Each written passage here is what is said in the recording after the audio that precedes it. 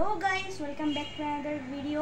তো আজকে আমি দেখাতে যাচ্ছি আপনাদেরকে আমার নিজের বানানো গল্পের বই, যেই গল্পের বই বানাতে আমার আপু আমাকে হেল্প করেছে। তো চলুন বেশি দেরি না করে আপনাদের সাথে। তো গাইস দেখেন, এটা আমার গল্পের বইয়ের প্রথম পেজ। তো এখানে লেখা আছে, একদিন আমি ছোট ফুপির নতুন বাসায় গিয়েছিলাম। মানে আমার একটা ছোট ফুপি আছে, তার নতুন বাসায় গিয়েছিলাম। সেখানে ছিল কিছু কুকুরছানা। রাতে সবাই কুকুরছানাকে খাবার দিতে গিয়েছিলাম। দেখেন, এই যে আমি তো কুকুরছানাকে আমরা খাবার দিচ্ছি, এটা আমার ফুপির বাসা। তো এই হলো এই পেজটা আমাদের কমপ্লিট। এইটা হচ্ছে পরের পেজ।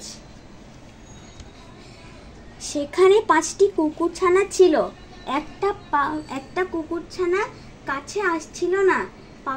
কুকুরছানাটার পেছনের পায়ে সমস্যা ছিল, কিন্তু কাছে গেলে আদর নিচ্ছিল। দেখেন, এই কুকুরছানাটার পায়ে সমস্যা ছিল, আমি তাই করেছি।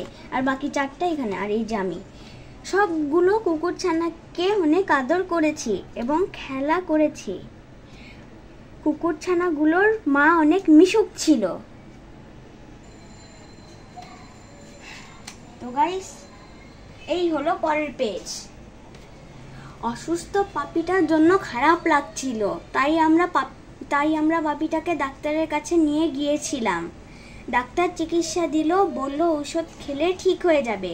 তো দেখুন গাইস, আমরা ডাক্তারের কাছে নিয়ে গিয়েছিলাম, আর ডাক্তার বলেছিল যে ঔষধ খেলে ঠিক হয়ে যাবে।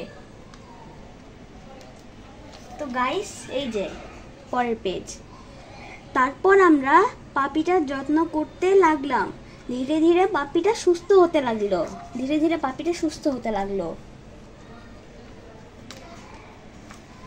কয়েকদিন পর পাপিটা সুস্থ হয়ে গেল এবং ভাই বোনদের মতো স্বাভাবিক হয়ে গেল।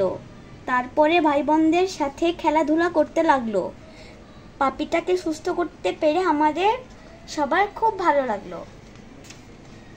তো গাইস, এটাই ছিল আমার গল্পের বই।